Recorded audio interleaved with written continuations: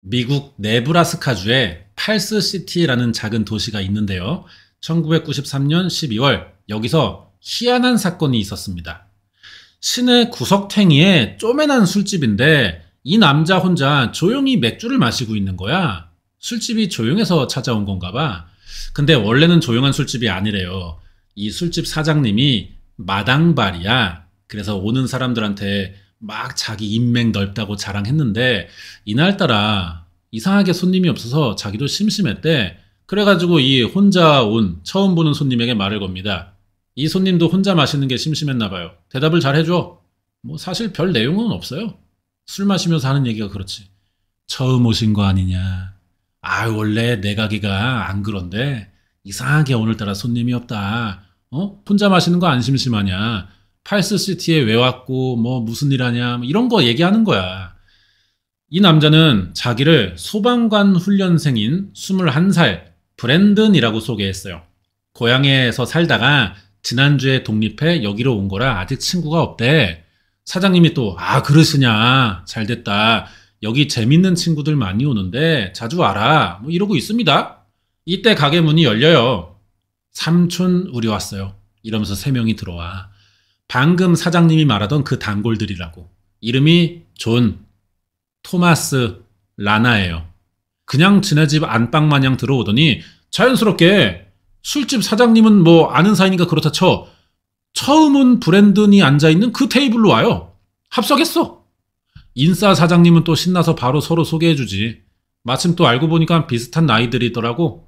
브랜든 입장에서 뭐 좀 부담스럽게 접근하지만 아는 사람 하나 없는 타지에 왔는데 뭐 이렇게라도 친구 생기면 좋잖아요.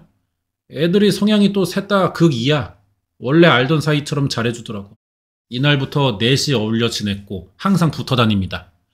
자, 그중에 라나라는 애가 있었잖아. 얘가 여자애인데 이쁘죠? 브랜든이랑 눈이 맞았어요. 존과 토마스도 와 잘됐다. 니네 진짜 끝까지 가서 우리 나중에 국수나 좀 먹여줘. 여전히 친하고 사이가 달라지는 건 없었어. 여기까지가 브랜든이 팔스시티에 이사오고 한 달간 있던 일이에요. 새 친구 사귀었고 여친도 생겼고 어려운 게 딱히 없더라고. 근데 이 한 달 뒤가 되는 1994년 1월 이 동네 근처 마을에 살인사건이 있었어요. 리사 램버트랑 필립 데빈이라는 20대 부부가 애 낳고 사는 가정집이에요. 이 건물 주인은 여자인 리사의 친구입니다. 친구가 집주인이 점심 약속이 있어서 친구들 부부 만나러 찾아온 건데 초인종 아무리 눌러도 안 열어줘. 뭐야 잠깐 나갔나? 싶어서 이 집주인이 뒤돌아가려는데 집안에서 애 우는 소리가 들려. 애가 울음을 안 그쳐. 이상한 거야. 애는 계속 우는데 집안이 조용하다는 건 애가 지금 혼자 있다는 얘기잖아. 미국에선 이러면 난리 나거든요. 급해가지고 막 현관문을 두드리다가 그냥 무심결에 손잡이 잡아당겼거든요. 열려있네. 보니까 도어락이 망가져 있어. 근데 지금 이런 거 들여다보고 있을 새가 어딨어요. 빨리 애한테 가봐야지. 소리 나는 곳으로 이 집주인 친구가 뛰어갔더니 애가 침대에 누워있는데 오래 울었나 봐. 눈물로 이불이 좀 젖었고 애가 목도 쉬어 있어요. 기저귀도 빵빵한 게 막 터질 것 같아.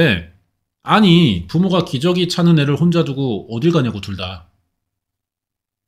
사실 집에 있었습니다. 부부가. 애랑 같은 방에 있었거든요. 근데도 애를 보지 않는 것. 죽어있기 때문에 그런 거지. 둘 다 머리랑 배에 총 맞아 쓰러졌더라고요. 밥 먹으러 왔다가 자기 건물에서 살인사건 목격자가 된 거야. 친구가 일단 애부터 데리고 경찰서 갑니다. 바로 현장에 경찰들 왔고 집안 수색했더니 죽은 사람이 이 부부 말고 또 있어요. 부부랑 애는 안방이고 또 다른 사람은 작은 방인데 여기 쓰러져 있는 사람이 한 달 전 이 동네에 이사온 그 브랜든이라는 남자입니다. 왜 여기 들어와 죽어 있는 건진 이제 알아봐야 될 일이고 일단 상태가 리사, 필립 부부랑 달라요. 브랜든만.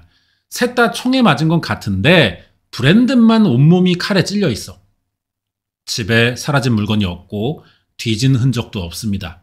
강도 사건은 아니에요. 애초에 뭘 훔치러 올 만한 집도 아니었어. 어질러진 곳이 브랜든의 시신이 있던 그 방 하나거든요. 여기서만 몸싸움의 흔적이 있는 거야. 브랜든만 칼에 더 찔린 걸 봐서는 이게 어떤 원한에 의한 감정 표출 같거든요. 범인은 애초에 브랜든만 노리고 왔던 것 같아요. 이 20대 부부는 집에 같이 사는 사람이다 보니까 목격자 제거 때문에 살해된 것 같고, 이게 유력한데 진짜 그런가 보자고. 참고로 이거 꽤 충격적인 사건이고요. 반전도 있습니다. 근데 우리나라에는 이상하게 이게 또 잘 안 알려져 있어요.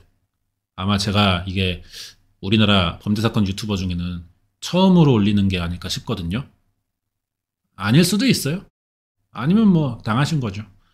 제가 안 유명한 사건을 많이 해서 내가 안 유명해지는 것 같기도 한데 좀 도와주세요. 조대꾸 좀 해주시고 이제 알아봅시다. 브랜든은 씨발 왜 죽은 걸까요? 이걸 설명하려면은 이 브랜든이라는 사람부터 알아봐야 돼요. 이름이 브랜든 티나, 이 사람은 엄마예요. 1972년 12월 12일생, 사망 당시 21살이었습니다. 애가 좀 인기 많게 생겼죠. 표정이 또 뭔가 사연이 있는 것 같기도 하고요. 실제로 사연이 어마어마합니다. 브랜든은 비밀이 많은 사람이에요. 브랜든이라는 이름부터 가짜입니다. 진짜 이름은 티나 르네 브랜든. 이름이 티나고 르네가 미들네임, 브랜든이 성이야. 티나라는 이름이 남자가 쓸 것 같지는 않잖아요. 부모가 여자 같은 이름을 지어준 거예요. 우리나라로 치면은 엄마가 내 이름을 미정이라고 지은 거라고. 왜 그랬을까요? 브랜든이 사실은 여자이기 때문이지. 여자로 태어났고요. 죽을 때까지 계속 여자였어요. 위로 3살 많은 언니가 한 명 있고, 아빠는 티나 태어나기 전에 교통사고로 사망해서 엄마, 언니랑 셋이 살았거든. 티나가 좀 특이한 게 남자처럼 행동합니다. 어릴 때부터. 친구들 고무줄놀이 할 때 얘는 총 들고 산을 뛰어다녀. 엄마는 애가 좀 유별나게 활동적이다, 이렇게 생각하는 정도였는데 사실은 그게 아니죠. 티나는 어릴 때부터요, 자기를 남자라고 믿었어요. 사회 분위기가 진짜 중요한 게, 요즘이면 얘를 막 극단적인 PC주의자로 볼 거 아니야. 자기 성별이 뭐 막 안드로진 에이섹슈얼 이지랄 하는 것처럼. 이때는 그런 분위기가 아니었어. 그냥 남들과 다르게 고정관념이 좀 없는 애? 남들과 좀 다른 애? 그냥 선머슴 같은 애? 이 정도로만 봤습니다. 어릴 때니까 남녀 구분이 더 명확하지 않잖아요. 그러니까 티나 얘 자체도 자기에게 그런 생각을 가질 수도 있는데 얘는 좀 깊게 빠졌어. 스스로가 거울 보면은 여자 몸인데 아무리 생각해봐도 내 기분상 나는 남자 같은 거야. 이게 불일치하니까 좀 정서적으로 불안정한 상태였겠죠. 중학교 들어가서는 이름을 바꿔달라 그랬어요. 티나가 좀 여성스러운 느낌이 나니까 남자 같고 싶었겠지. 옷은 진작부터 남자처럼 입었고 여자애들이랑 사귀입니다. 사람들은 티나가 레즈라고 생각했어요. 얘는 여기에 긁히지 않습니다. 자기는 남잔데 여자 만나는 게 당연하잖아. 제가요, 여친 생겼는데 여러분이 저를 레즈라고 하면 제가 화가 나겠어요? 얼탱이였고 말지. 자기를 동성애자라고 생각하지 않아. 자연스러운 남녀의 만남이라고 믿습니다. 대신 상대 여자는 레즈겠죠. 근데 아무리 자기 혼자 이렇게 생각하면 뭐해. 지금이야 성적 다양성 이런 소리 하면서 많이 달라지긴 했지만 이때는 1980년대입니다. 티나 주변에서 당연히 얘 사람 취급 안 하고요. 따돌렸다고요. 도저히 학교를 다닐 수가 없어서 그만뒀어. 더 문제는 가족인데 엄마는 딸에게 정신적인 문제가 있다고 생각합니다. 누구라도 그랬겠죠. 티나는 당연히 자기가 남자라고 생각하는데 엄마는 당연히 정신병이라고 생각하는 거야. 서로 당연하대. 이게 대화가 되겠어? 이 문제가 심해지다가 결국 티나가 엄마 몰래 이름을 바꿔요. 티나 브랜든에서 브랜든 티나로 개명한 거지. 이게 성과 이름을 그냥 위치만 바꾼 것 같잖아. 티나는 남자 같은 이름을 원해서 뒤집은 건데 이렇게 해버리면은 엄마 입장에서는 딸이 성을 간 거야. 자식이 성을 가는데 이걸 좋게 보는 부모가 어딨어. 아주 극도로 사이가 나빠집니다. 이제부터는 브랜든이라고 할게요. 이름 문제가 결정적이 되면서 브랜든은 이제 가족이랑 더 못 살겠대. 빨리 집에서 나와 혼자 살 방법을 찾기 시작합니다. 그게 바로 군대를 가는 거예요. 일단 돈이 없지만 의식주 해결을 할 수 있잖아. 당연히 서류 탈락하죠. 아니, 여군으로 가는 것도 아니고 가슴에 붕대 감고 나타나서 자기 남자래. 서류에 남자라고 써서 낸 거야. 섹스의 메일이라고 썼다고요. 몸과 마음의 성이 달라서 내가 이렇다. 뭐 이런 설득을 하는 것도 아니야. 그냥 자기는 남자라고 우기기만 해요. 누가 봐도 정신병이지. 이 얘기를 어떻게 누가 받아줘요. 당연히 군대 못 갔고, 하지만 남자 신분을 어떻게든 갖고 싶어서 미국은 주민등록증이 없잖아요. 대신에 사회보장 번호라는 게 있습니다. 이거랑 운전면허증을 남자로 위조해서 갖고 다녀요. 그래도 달라지는 건 없잖아. 누가 보여달라면은 당당히 꺼내서 보여줘. 근데 그러면은 문서 위조 되잖아. 여러 번 체포됩니다. 이런 소문이 나면서 얘는 동네에 아주 유명한 사기꾼이 됐어요. 브랜드는 억울해 미치겠는 거야. 아니, 그러니까 너 사정 알겠는데 얘도 좀 융통성이 없습니다. 자기가 정신은 남자인데 신체적인 특징이 남들에겐 먼저 보이잖아. 그게 우선 되잖아.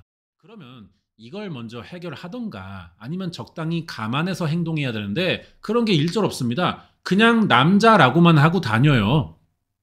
그동안 이런 게 한 번도 통한 적은 없어요. 믿어주는 사람이 없었다고. 그걸 자기가 제일 잘 알면서도 꾸준히 남자라고만 떠들고 다녀. 도저히 인간관계랑 사회생활이 안 되니까 아예 자기는 다시 태어난다는 개념으로 거주지를 옮겨요. 혼자 살기로 합니다. 그게 1993년 12월이었던 것이고 팔스시티라는 작은 지역으로 이사 갔어요. 인간관계에 좀 지쳐가지고 일부러 작은 동네를 고른 건데 이게 오히려 잘못된 선택입니다. 쉽지 않을 때지만 큰 도시의 다양성이 있잖아. 얘는 반대로 보수적인 시골을 들어간 거야.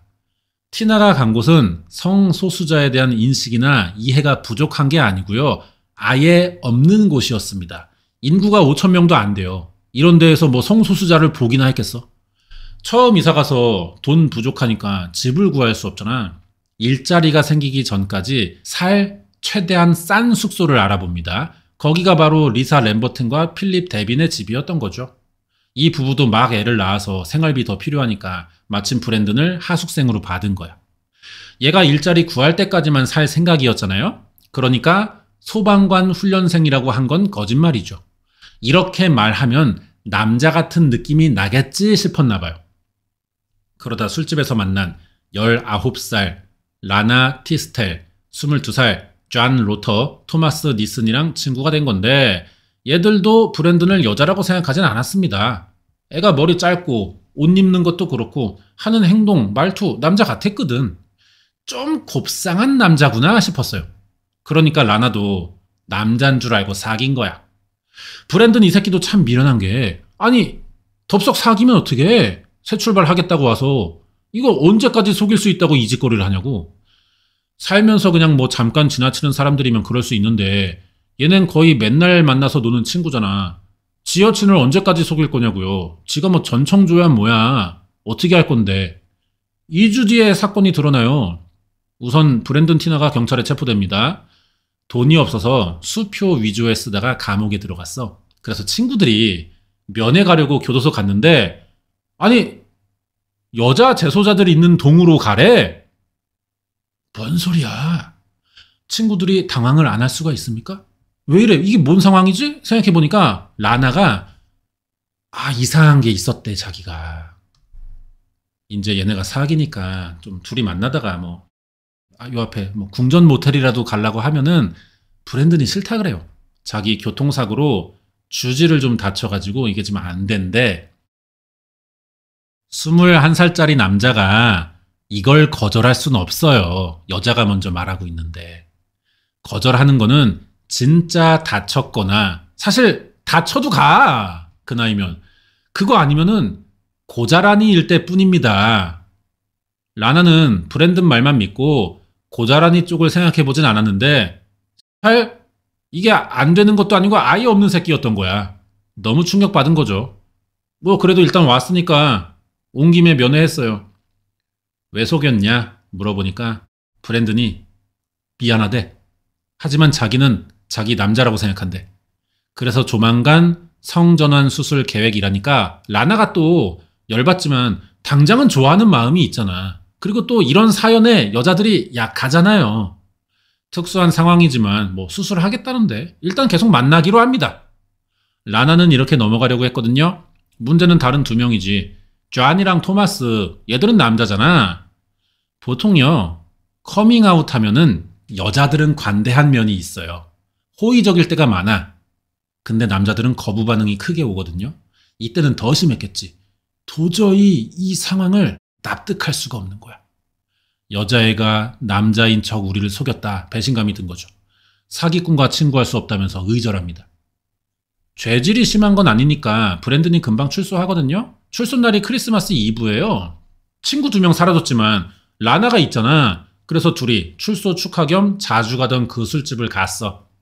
술집 사장님이 인싸잖아요. 이런 날 그냥 안 보내겠지. 파티를 막 크게 열어가지고 동네 사람들 불러서 술 먹고 있어. 당연히 존이랑 토마스도 와있죠. 이미 취해 있는데 브랜든 보자마자 바로 구석에 끌고 갑니다. 얘네가 열받는 거 이해된단 말이야. 속였으니까. 그리고 원래 라나랑 우리 셋이 친구였는데 웬 처음 보는 새끼 나타나가지고 놀아줬더니 사기꾼이었네. 그러면서 라나랑 우리 사이를 갈라놨네. 열받아. 알아. 마음은 이해하는데 그 열받는다는 이유로 얘네가 선을 넘어요. 라나 보는 앞에서 바지를 벗깁니다.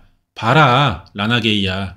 얘 없다. 너 지금 사기꾼한테 속는 거다. 정신 차려 이 기집애야. 그러면서 여자라는 걸 굳이 각인시킵니다. 여기까지만 했어도 됐을 일이야.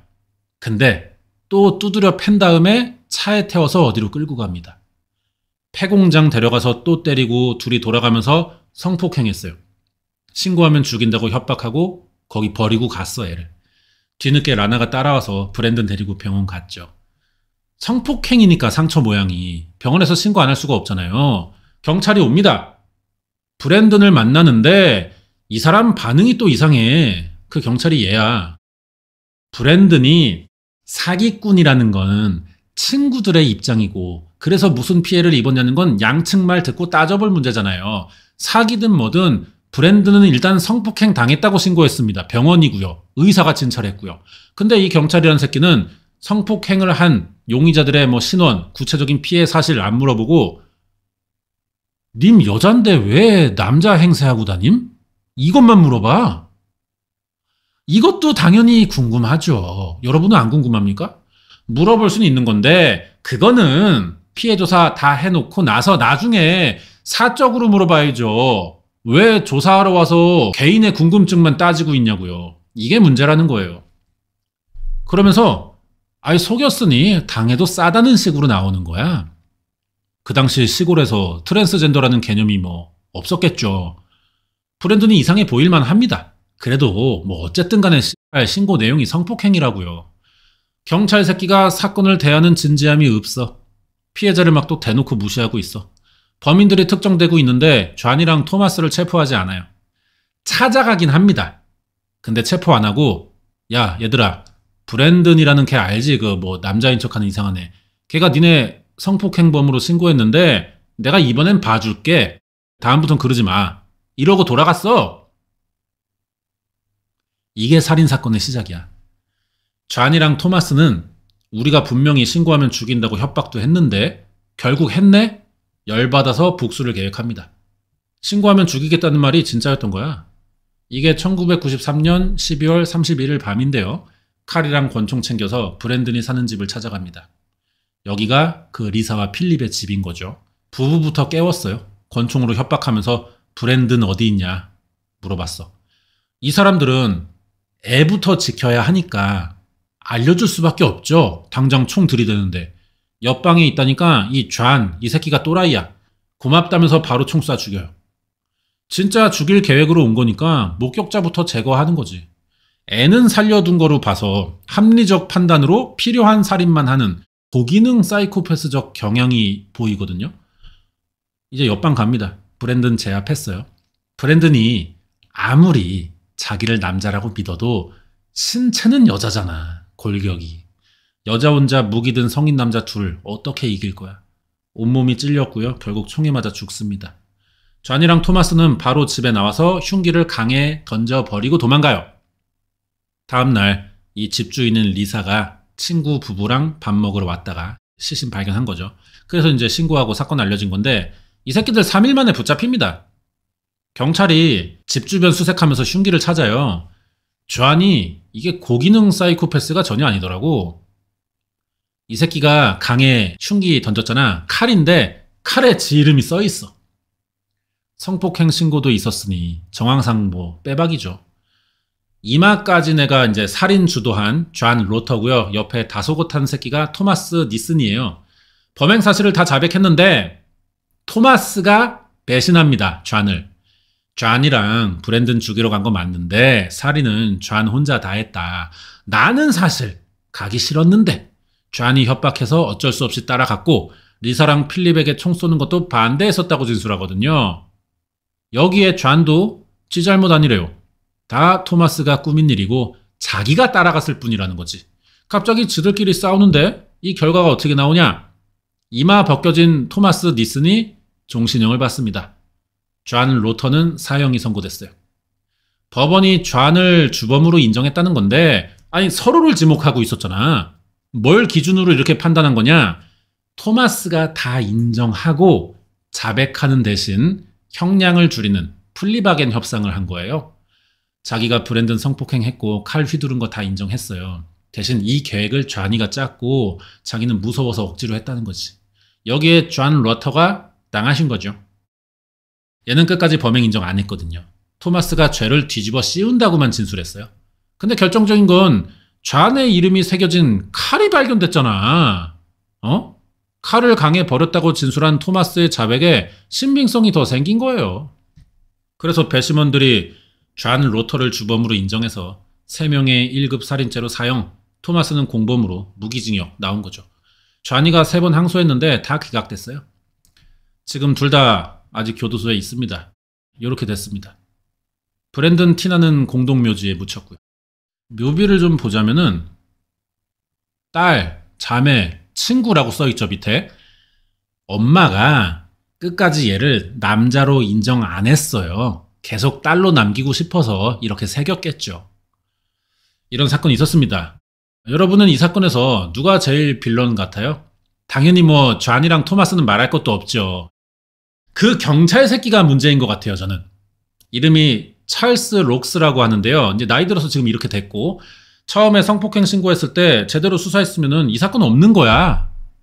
이날 바로 존이랑 토마스 체포했으면은 아무 상관없는 애들 엄마 아빠가 안 죽었다고. 그래서 브랜든 엄마가 딸 살해되는데 이 경찰이 간접적인 원인을 제공했다면서 소송 겁니다. 이겨서 $80,000 받아냈어요. 당연히 이 새끼 직위 해제됐는데 반성 안 해. 자기는 잘못한 게 없다면서 또 기싸움 하더라고요. 이 사건을 말할 때 브랜든의 성별을 지칭하지 않습니다.